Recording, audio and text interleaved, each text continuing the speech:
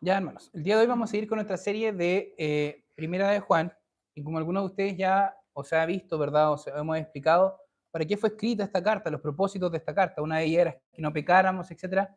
Pero quizá una de las respuestas que esta carta da es cómo saber si realmente soy o no un creyente, cómo saber si realmente o no la fe que he puesto en Cristo es una fe genuina o no lo es. Ahora, cuando pensamos en esto, ¿cómo puedo saber si realmente soy cristiano? Personalmente, y yo creo que muchos de ustedes se han hecho esta pregunta, más cuando vemos cuando en ciertas ocasiones en nuestra vida el pecado, ¿verdad? Como que se pega y se agarra de nosotros.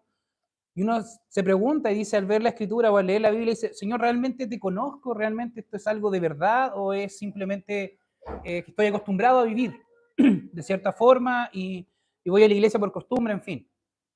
Es muy probable que probablemente más de algunos de ustedes también han pasado por eso, y por eso yo doy gracias a Dios por esta carta, porque muchas veces he dudado de mi propia fe, si mi fe es genuina o no, al ver muchas veces cómo mi corazón tiende a la maldad, tiende al pecado, pero doy gracias a Dios por esta carta, donde a veces el volver a ella, el volver a leerla, también hay cosas donde el Señor me reconforta, me dice, ¿sabes qué? Sí, sí has creído en mí. Eres no el mejor de los creyentes, pero sí hay un nuevo nacimiento. Sin embargo, cuando pensamos en si somos o no creyentes, muchas veces una de las cosas que se nos viene a la mente tiene que ver con la santidad, ¿verdad? Que era parte de lo que hemos estado viendo, tiene que ver con cómo yo me comporto, cómo yo hago las cosas, cómo yo camino, no, etcétera. Pero son pocas veces las que nos detenemos a definir en particular este asunto que dice Juan tan claramente en nuestro texto el día de hoy. El que no ama a su hermano no conoce a Dios.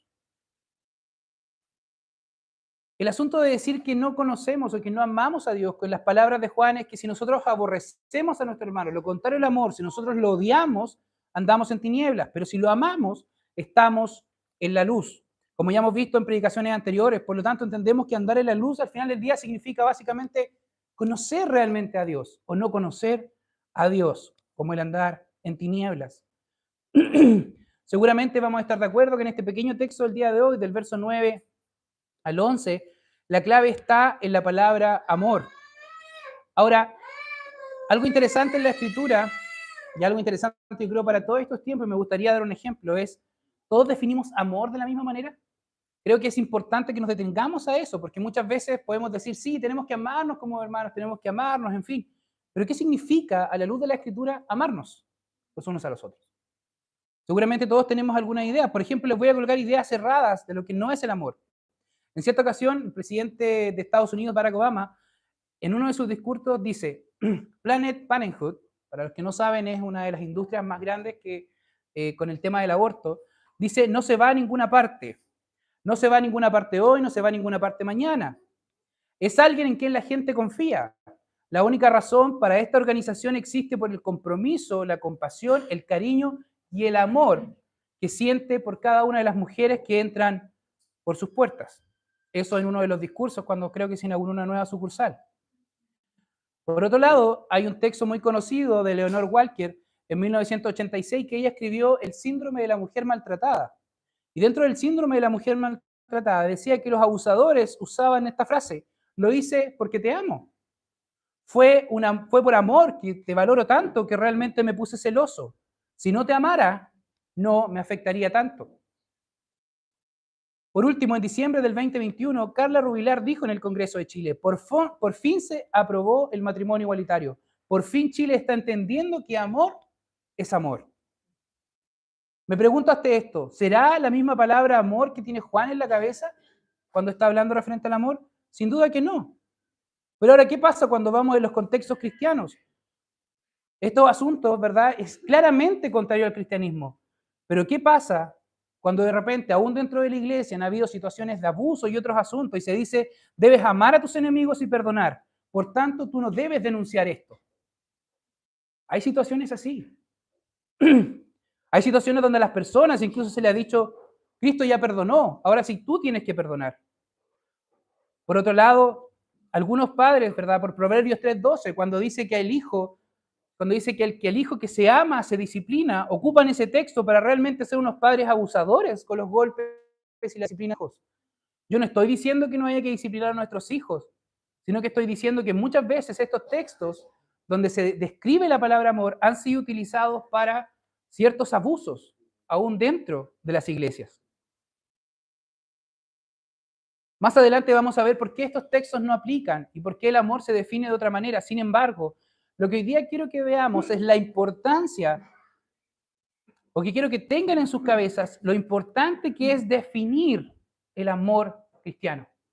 No simplemente quedarnos con la palabra que resuena, no simplemente quedarnos, ¿verdad?, con este gran gama o esta gran nube que abarca todo que le podemos decir amor, sino que lo debemos definir para entender realmente lo que Juan está diciendo en nuestro texto.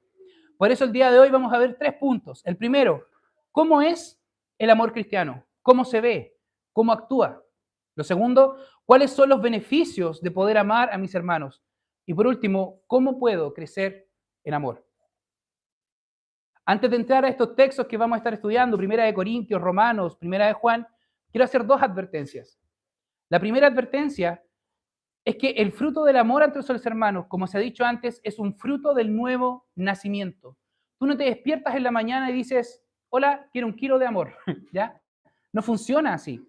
Ni tampoco es que tú te sientas en un lugar y tú te esfuerzas y te esfuerzas y te esfuerzas para ir y decir, voy a amar más, voy a amar más.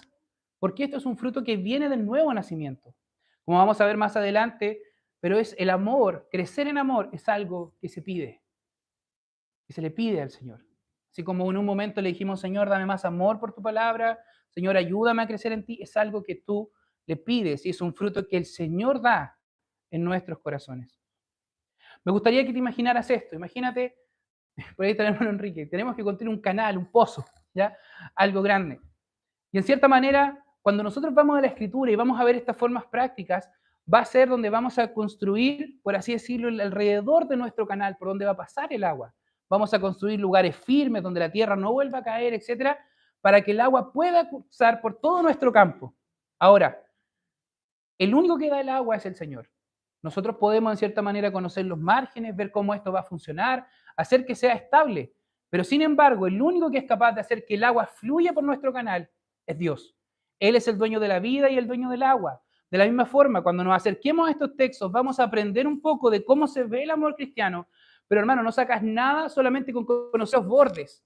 El que va a dar la vida para realmente poder amar es Dios. La segunda advertencia cuando leamos estos textos es que te saques de tu cabeza y pienses, a mí no me aman de esa manera. Nuestro corazón lo primero que va a intentar hacer cuando veamos estos textos prácticos va a ser irse a la autocompasión y decir, el Leo me está hablando de esto, de esto, de esto, y a mí en la iglesia no me aman de esa forma. Y la otra advertencia, y por último, es, sin duda, en esto que vamos a ver, colócate tú y no tu hermano. A veces es fácil cuando leemos estos textos y pensar, Felipe no tiene nada de eso, Pedrito no tiene nada de eso, ¿verdad? Ahora sí, hechas estas advertencias, vamos con el primer punto. ¿Cómo es el amor cristiano? ¿Cómo se ve? ¿Cómo actúa? Estuvimos leyendo el texto de 1 Corintios 13, que es uno de los textos quizás más conocidos de la Biblia, donde se habla de amor. En nuestro texto de Juan Juan dice, el que no ágape a su hermano. La Escritura usa la palabra para amor en el griego, al menos hay 3 formas de describir la palabra amor. Sin embargo, en la Biblia solamente se escriben 2. Una es el amor fileo, que por así decirlo podríamos decir que es un amor de amigos, de socios, que quieren obtener algo. Y la otra palabra que se usa es ágape. Y que el ágape tiene que ver derechamente con ese amor divino. Con eso que la Escritura dice que el amor de Dios, el ágape de Dios fue derramado en nuestros corazones para que nosotros podamos amar. Entonces lo que Juan está diciendo aquí, el que no ágape a su hermano, el que no agapea a su hermano, no lo conoce, no conoce a Dios. Entendiendo eso, sin duda al definir esta palabra, que es lo que la Escritura nos quiere enseñar acerca de ágape, es una de las cosas que define Pablo en 1 Corintios 13. Pablo comienza con ese texto, y antes de ir más profundo, ya solo una pequeña lectura de este texto ya nos entrega muchas cosas, pero es un texto muy difícil que a veces me cuesta entender por qué es tan amado. Muchas personas les gusta mucho 1 Corintios 13 y lo postean y lo escriben, pero es un texto donde sin duda muchas veces al leerlo decimos, Señor, realmente no doy la talla de esto que está aquí. Ambos textos de Romanos, que vamos a ver más adelante, y de Primera de Corintios, están en un contexto donde se está hablando de los dones espirituales que el Señor le ha dado a la iglesia. Y en ese contexto es cuando Pablo deja su primer planteamiento, y es que si no tengo amor, nada soy.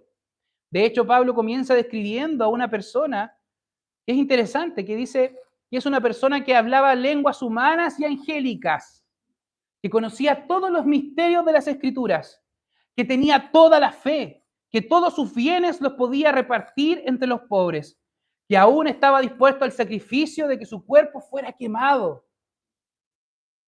¿Se imaginan ese tipo de creyentes? ¿Se imaginan que ese tipo de creyentes estuviera entre nosotros? Bueno, Pablo, ¿qué dice? Si no tienes amor, nada te sirve, de nada vale. Tristemente, cuando nosotros podemos ver afuera, vemos en el mundo que muchas veces a las personas lo que le importa son los talentos más que cómo funciona en su vida moral, ¿verdad? Alguien por ahí dijo alguna vez a un presidente, a mí me da lo mismo lo que ellos hagan en su vida privada, mientras nos gobiernen bien, funciona. Lo mismo con los atletas, con los futbolistas en Chile, ¿se acuerdan? Cuando los tipos sabíamos que eran carreteros, que hacían cosas, daba igual, mientras ganaran, funciona, ¿verdad? Tristemente eso también muchas veces ha llegado a la iglesia. Cuando vemos personas que evidentemente son ajenas y les falta el amor, ¿qué nos importa? Sus talentos. Es una persona que conoce todas las lenguas, es una persona que es profunda en la escritura, que conoce sus misterios, que conoce la teología reformada, que es un gran expositor, que está dispuesto a ofrendar a la iglesia, que está dispuesto a soportar a la iglesia económicamente, que aún es un hermano muy sacrificado, etcétera, pero que tiene serios problemas de carácter, no nos importa. Y muchas veces lo dejamos pasar. Cuando vemos lo que el texto está diciendo aquí, Pablo es, no. Si tú no tienes amor, nada eres. Eres un metal que suena. Eres algo molesto. Muchas veces la frase como, pero es que fulanito, esto y aquello, y conmigo, nada. ¿Se acuerdan al principio cuando le decía la advertencia de no leer esto y pensar, así no me aman a mí? Muchas veces esto pasa dentro de la iglesia. Las personas dicen, no, es que a él estar atentos para sus necesidades, pero conmigo a nadie le importa. La envidia revela que hemos puesto nuestro deseo en las cosas, en nuestros galardones, en lo material y no en el Señor. El siguiente es sin duda uno de los más difíciles.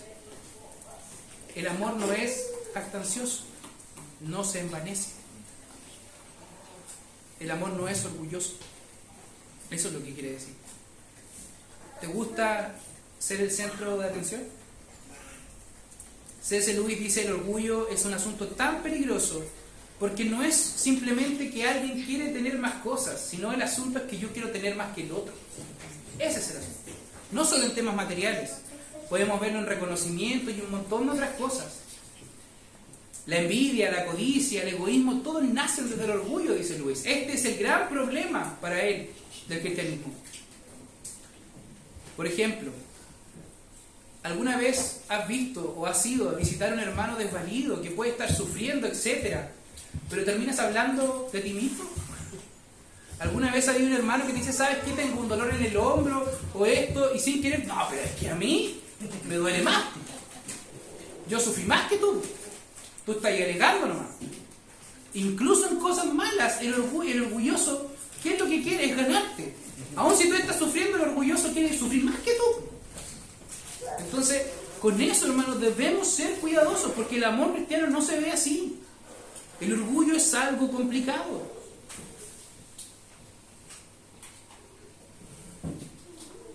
Santiago dice que el Señor mira de lejos al orgulloso y llena de gracia al humilde. Eso no es un asunto sencillo, es algo con lo que debemos luchar constantemente, porque Dios lo mira de lejos. Recuerden esto del principio, no importa los talentos que tú tengas, no importa lo que tú hagas, si tú eres orgulloso, Dios te ve de lejos. ¿Les da temor eso? A mí sí. Que después llegue el día de mañana y le diga, Señor, Señor, no prediqué en tu nombre, no hice esto, y me diga, yo no te conocí. Yo no te conocí. Yo no sé quién eres. Porque eras una persona orgullosa, porque eras un hacedor de maldad. Peor aún, porque quizás en medio de mi pueblo para alimentar tu orgullo. Tengan mucho cuidado con eso, hermanos. La humildad es algo a lo que constantemente debemos ir y tocar la puerta del Señor para que nos ayude a ser más humildes, para que nos ayude a ser más pacientes. Otro asunto importante es el amor no busca lo suyo. Esta quizás es una de las cosas donde yo más he fallado. Generalmente cuando evalúo una situación pienso en los pros y los contras, digo va a suceder esto me puede pasar esto, ¿qué decisión tomo? Para mi esposa ocurre esto, para mí pasa esto, etc. Pero pocas veces me veo tomando una decisión con pros, contras y de repente colocando a mis hermanos. Porque el amor no busca lo suyo, no busca lo suyo propio. Yo no me detengo a veces en mi día a día de tener de mis decisiones, ¿cuál va a ser la mejor para Gustavo? ¿Cuál va a ser la mejor para Felipe? Si yo hago esto o aquello, ¿puedo yo ser menoscabado? Y yo digo, wow, si soy menoscabado, pero el otro va a ser exaltado, el otro va a estar bien. Quizás eso es lo que me llama a hacer la Escritura. El amor no busca lo suyo, busca lo del otro. Sproul decía, pocas cosas son más difíciles que esta en la vida. Pocas cosas nos cuesta un mundo dejar de pensar en el beneficio propio. Pero sin duda él dice también, cuando somos creyentes han habido momentos en nuestra vida en las que por gracia del Señor y por gloria del Señor hemos hecho cosas donde no hemos buscado lo nuestro. Y es porque es un fruto de lo que viene del Señor. Sin embargo, por nuestra naturaleza no vamos a buscar lo del otro y vamos a buscar lo nuestro. El amor no se irrita, no guarda rencor. Alguien decía por ahí, todos tenemos un campo minado en nuestras conciencias, por así decirlo. Y a veces pasa que las personas sin querer pisan una mina y explotamos. Muchas veces me miré al espejo y me pregunté, Señor, ¿sabes qué? Yo me considero una persona súper relajada en muchas cosas. Pero ¿saben qué? Hay un campo minado. Hay ciertas situaciones que cuando alguien toca eso, Leito ya no es Leito. Y se molesta, y se enoja, y se defiende, y grita, e incluso puede perder el control. Se irrita con facilidad. El amor no se irrita.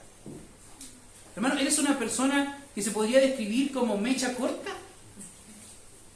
¿Eres una persona irritable? ¿Eres una persona que cuando tus hermanos van y se acercan a ti, lo hacen con temor? Porque saben que en algún momento te pueden tocar algo y tú te vas a molestar y vas a gritar y los vas a insultar y los vas a tratar mal. El amor no se irrita con facilidad. El amor no guarda rencor. A pesar del daño que te pueden haber hecho, a pesar de que quizás alguien te ofendió, a pesar de que quizás te ocurrió algo malo, el amor cuando dice que perdona, perdona. Y no guarda rencor. Nos lleva una lista de cosas. Ahí es cuando el 70 veces 7 del Señor se nos mete por los huesos, ¿verdad? Cuando Pedro le pregunta, le dice, ¿cuántas veces debo perdonar? 70 veces 7. Todas las veces que sea necesario. Pero si hace lo mismo, perdona de nuevo. Ahora, referente a lo que hablábamos al principio, ¿se acuerdan cuando conversamos de estos abusos, incluso dentro de la iglesia, como muchas veces se dice, no, pero hermano, tienes que perdonar, tienes que dejar, en fin? El amor no se goza en la injusticia. Al amor no le gusta la injusticia, no le gusta la maldad, no se goza en lo que es mentira, más se goza en la verdad. Hermanos, es una contradicción creer que si nosotros encubrimos la maldad aún dentro de nuestras congregaciones, aún dentro de nuestra familia, estamos amando, porque el amor no se goza en la injusticia ni en la maldad. Esto no nos está diciendo, ¿verdad?, que vamos a tomar nuestras armas y vamos a ir en contra de todo, ¿verdad?, la maldad y los vamos a eliminar. No, pero nos va a ser algo que el amor va a disfrutar.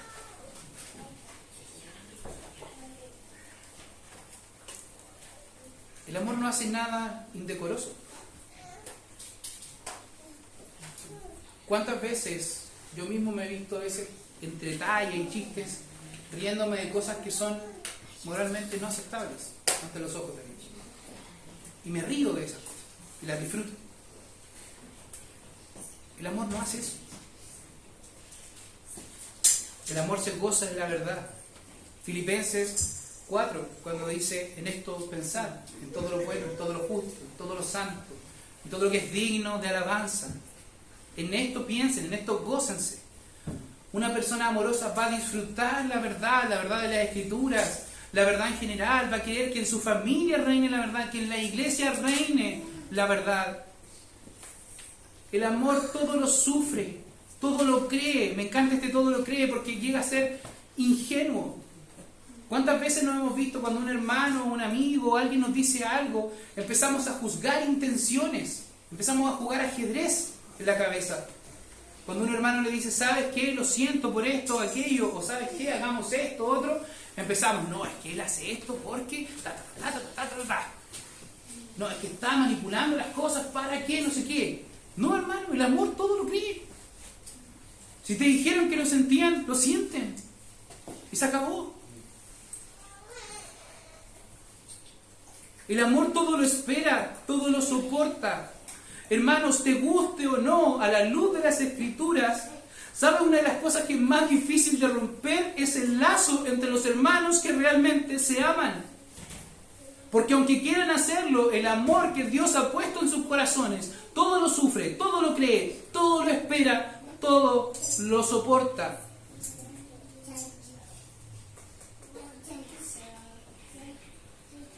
Algunos hermanos de otras congregaciones le llaman, cuando uno entra con tus hermanos en la iglesia, dicen: tú has hecho un pacto con esa congregación, un pacto de amor. A la luz de esto tiene mucho sentido. No es tan fácil llegar y romper una relación entre hermanos, una relación al menos que el Señor ha puesto y ha hecho. ¿Y saben por qué ocurre todo esto? Porque el ágape de Dios fue derramado en nuestros corazones. Vamos a Romanos 12. De acá, nuevamente, Pablo está hablando de los dones. Y luego comienza a hablar de esto. Pero en Romanos 12 comienza a decir, me encanta esto, dice: por las misericordias de Dios, debido a todo lo que Dios hizo, explicó Pablo en los primeros versículos de Romanos, del sacrificio de Cristo, de lo que Cristo hizo, etc. Luego viene esto y dice: entreguen su cuerpo, que es vuestro culto racional, o hagan estas cosas que es su culto racional. En chileno es como: debido a todo lo que Cristo ha hecho por ustedes, la única forma razonable de comportarse es esta. Cuando empieza a hablar de los dones, en un momento dice: ámense sin fingimiento. Y me encanta esto porque no dice sin fingimiento y declaren grandes palabras de amor y abrácense y añuñú, y no, dice: aborrezcan lo malo, sigan lo bueno. Hermano, cuando tú tratas de cuidarte y de crecer y seguir lo bueno y pensar en lo justo, en lo santo, tú estás amando a tus hermanos. Cuando tú aborreces la maldad de tu vida, tú estás amando a tus hermanos. Pero ¿sabes qué? Cuando tú haces tropezar a un hermano, cuando tú lo llevas a lo malo, cuando tus comentarios, tu murmuración, tus cosas, tú no lo estás amando como el Señor quiere que lo ames. Seguir lo bueno. El otro día, por X razón, conversaba con mi esposa y le decía: siento que te he fallado tanto en esto, siento que cuando hay situaciones complejas, esto, lo otro, a veces en vez de detenerme, tengo este asunto. Como tú eres mi esposa, me puedo llegar aquí y descargar. Pero después dije: Señor, no, eso no es amar a mi esposa, es detenerme aquí y decir, y llevarla a que juntos sigamos lo bueno y aborrezcamos lo malo. Sí, hijo. A veces esto puede sonar hasta chistoso, pero en las relaciones, incluso dentro de la iglesia, antiguamente había algo que se decía la prueba de amor. ¿Han escuchado eso? Jovencito, jovencita, cuando alguien, aún dentro de la iglesia, te lleva a hacer cosas que son prohibidas, es lo que está amando. no te está amando conforme a la Escritura. Porque el amor cristiano aborrece lo malo y sigue lo bueno. Y eso aplica en todas las cosas.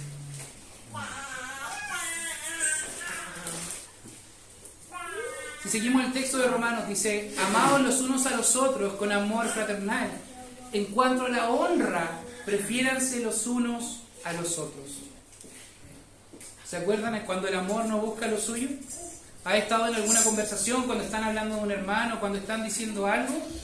¿Te has detenido a decir, qué puedo decir para que mi hermano sea más honrado?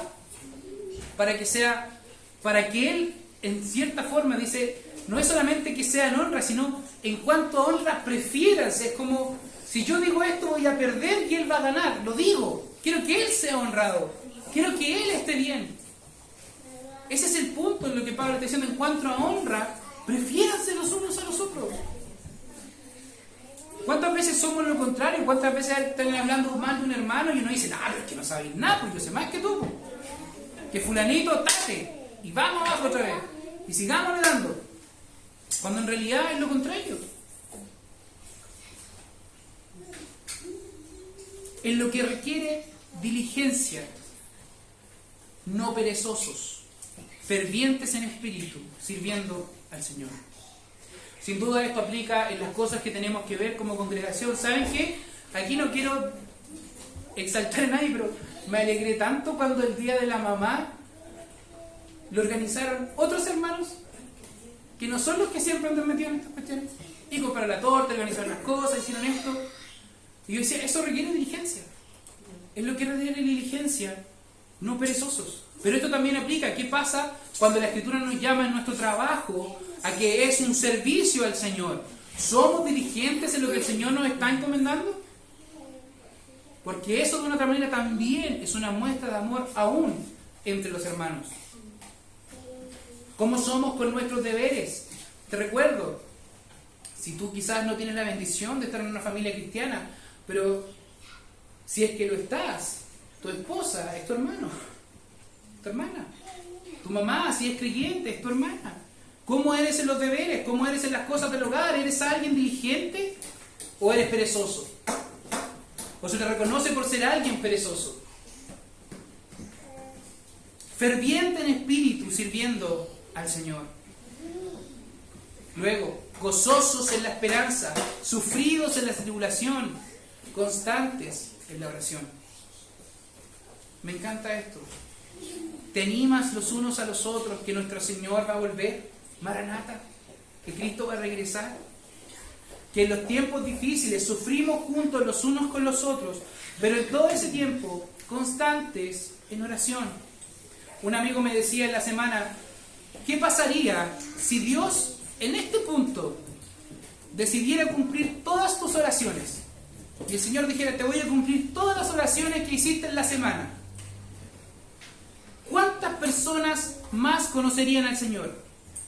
¿Cuántos más de tus hermanos crecerían en santidad?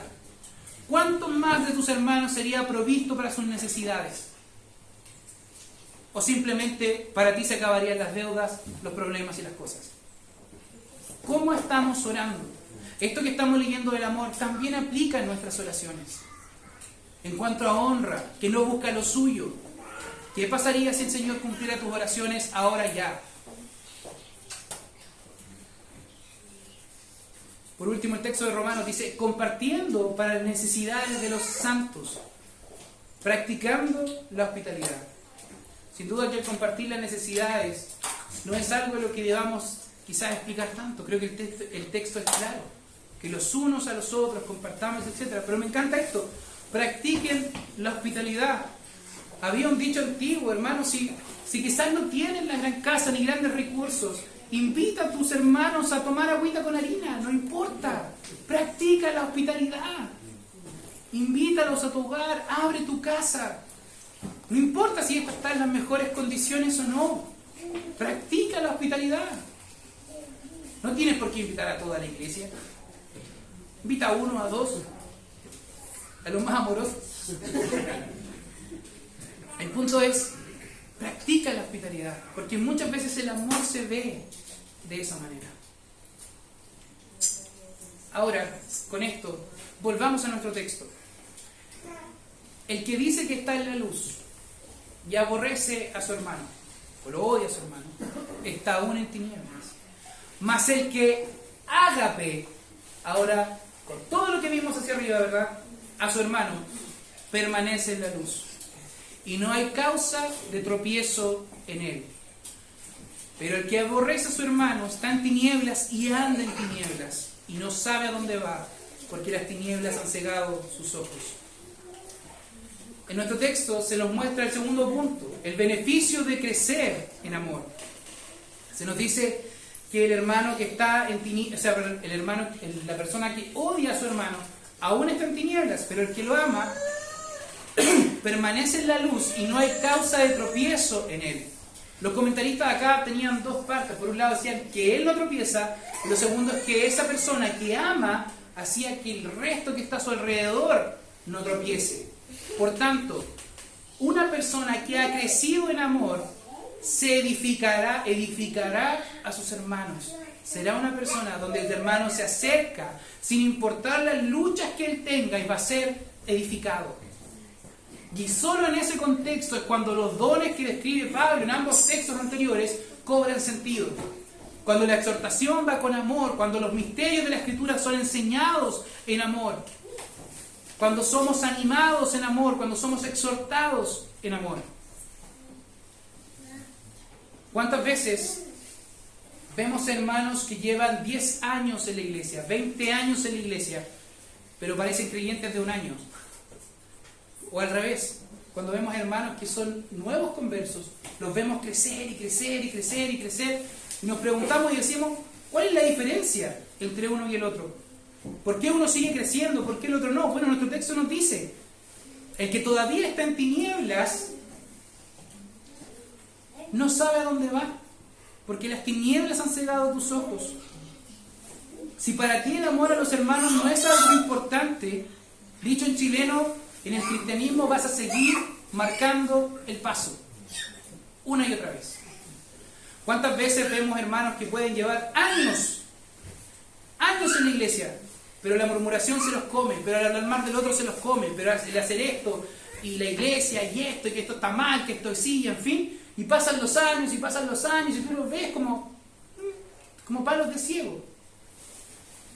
Como que realmente parece que marcaran el paso. Hermano, el asunto del cristianismo y de amar a tu hermano no es algo menor, si bien según nuestro texto es algo diferenciador, pero si tú estás ahí y esto del amor cristiano para ti no es algo importante, preocúpate, porque quizás no conoces a Dios. Así es así. Porque no sabes a dónde vas, si esto no es importante para ti. Sí o sí, los beneficios de crecer en amor va a significar crecer conforme a la imagen de aquel que sí amó, como había que hacerlo en todo momento. Ahora, y por último, ¿cómo obtengo más amor por mis hermanos? Santiago nos dice, ustedes no tienen, porque piden y piden mal. ¿Por qué piden? Para sus propios deleites. El Señor dice, permaneced en mí y mis palabras permanecen en vosotros. ¿Verdad? Hermanos, el crecer en el amor cristiano, el crecer en el ágape que Dios derramó en nuestros corazones, ¿cómo lo obtenemos? Se pide. Vamos a nuestras rodillas y decimos, Señor, necesito amar más a mis hermanos, necesito que tú me ayudes en el amor a mis hermanos. Señor, ¿sabes qué? El amor a mis hermanos no me interesa. Señor, sálvame para amar a mis hermanos. Sálvame para amar a mi familia. Por favor, cuando digo hermanos, por favor, que se entienda que si bien acá se está hablando en un contexto eclesial, esto también aplica en nuestras familias. Señor, ayúdanos a crecer en amor. Hermano, tú no vas a amar más a tus hermanos por hacer una gran lista de las cosas que tienes que hacer. De esa forma no. Tú no vas a amar más a tus hermanos simplemente esforzándote y esforzándote. Si bien esos pueden ser buenos asuntos, pero donde realmente debes esforzarte en ir a su palabra en oración y a las rodillas y decir, Señor, ayúdame a amar como tú quieres que ame. Hermano, no va a ser un camino fácil. Porque ¿cómo crees que el Señor te va a enseñar a tener un amor paciente? ¿A qué tipo de personas crees que vas a colocar a tu lado para enseñarte a amar en forma paciente? A los que más necesitan paciencia. ¿Cómo crees que el Señor te va a enseñar un amor sufrido? Un amor que todo lo soporta. ¿Por osmosis? Probablemente no. Probablemente te va a colocar en un lugar donde seas inclusive dañado para aprender un amor sufrido. Pero hermanos, en esto necesitamos ser pacientes. Necesitamos ser pacientes y valientes. Pero el beneficio del amor es mayor. ALP, recuerda, al Señor le da lo mismo nuestros dones, nuestras cosas, nuestro bla bla, nuestra palabra de ciencia, nuestra música y un montón de cuestiones. Porque si no tenemos amor, somos un metal que está sonando. Eso es lo que está diciendo la Escritura. Si nosotros no amamos a nuestros hermanos, si nuestra comunidad no está llena de amor, probablemente estemos aún en tinieblas. Eso es lo que está diciendo el texto. Si nosotros no amamos a nuestros hermanos, no conocemos a Dios. El Señor dice que el mundo va a creer cuando vea que ellos son uno y cuando vean cómo se aman. En un sentido, Dios no quiere grandes teólogos ni mega iglesias. Recuerden, no es lo mismo saber algo acerca de Dios que conocer a Dios. Y en esto conoceremos que sí le amamos, en que amamos a nuestros hermanos. ¿Se dan cuenta que a la luz de esto les pregunto, ¿hay una razón para no congregarse? Y así todo lo demás cae en su cajón. El servicio en la iglesia, todo lo demás. Pero el Señor se detiene en asuntos más profundos, se detiene en asuntos del corazón, se detiene a decirnos, ámense profundamente. Pero el amarse profundamente se ve así. Sin duda vimos esto un poco corriendo, pero les animo, cuando lleguen a su hogar, lean 1 Corintios 13, lean Romanos 12, vean esos asuntos prácticos del amor. No solamente dejemos el amor arriba flotando. Oremos.